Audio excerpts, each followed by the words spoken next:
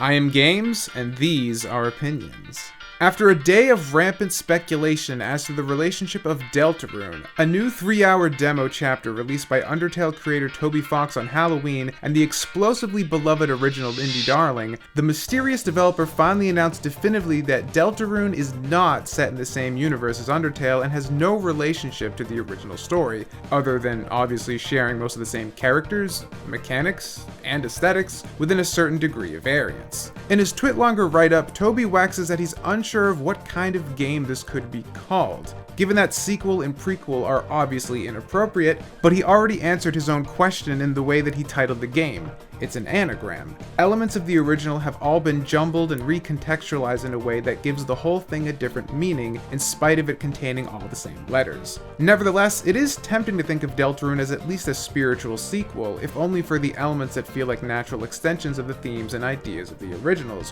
Whereas you formerly controlled one character fighting alone for the entire game, now you've got a whole party, and interacting amongst the teammates naturally expands the palette of complexity in how you need to tackle each encounter. A pacifist run no longer entails simply sparing the enemy and dodging their attacks, but also preventing your own violently minded teammates from damaging them by forewarning your enemies of upcoming attacks. These new mechanics are only lightly explored in this demo, but the obvious potential for further development leaves us with something to be excited for when the final game releases, if it ever does. Toby's Twitlonger also begrudgingly admits that with the amount of time this first chapter took to create compared to Undertale, given the expanded scope of the mechanics and the aesthetics, he isn't actually sure if it's possible to continue development. It can only be done if he can build a proper team to work on it, and nothing beyond this chapter has been created at all, so the future is totally up in the air right now. As such, it's difficult to judge Deltarune on its own merits. The game is obviously proof of concept for a much larger and more detailed adventure than its predecessor, with the tenor of this demo being similar to the adventure getting up to the papyrus fight in the original, but in about twice as much time. The sense of humor, pacing, and ingenuity from the first game is upheld and easily recognizable, but the much more frequent battles as compared to a reduced emphasis on unique metatextual elements makes it feel a bit more drawn out than the original. If you loved Undertale primarily for the headfuck save mechanics and expansive multi-path exploration, you won't find as much of that here. There are still multiple ways to play which have an effect on the way events are presented, but one of the game's major themes right from the start is that your choices don't matter, and as such, they really don't. There's only one ending, as confirmed by Toby, and plenty of the dialogue humorously reinforces that point. On the other hand, if you loved the game's sympathetic characterization, pun-laden, cleverly comedic dialogue, and totally unique presentation of RPG and bullet dodging mechanics, then you'll get more of that in spades, and the comforting reassurance that Toby Fox is far from out of ideas on how to mix up the combat formula. Plot-wise, the game feels like the first chapter of a children's adventure novel with lots of obvious themes and twists that you can see coming from a mile away, but effective enough communication of its ideas as to keep you hoping for how it can all be expanded upon later, though again, it's questionable if that will ever happen.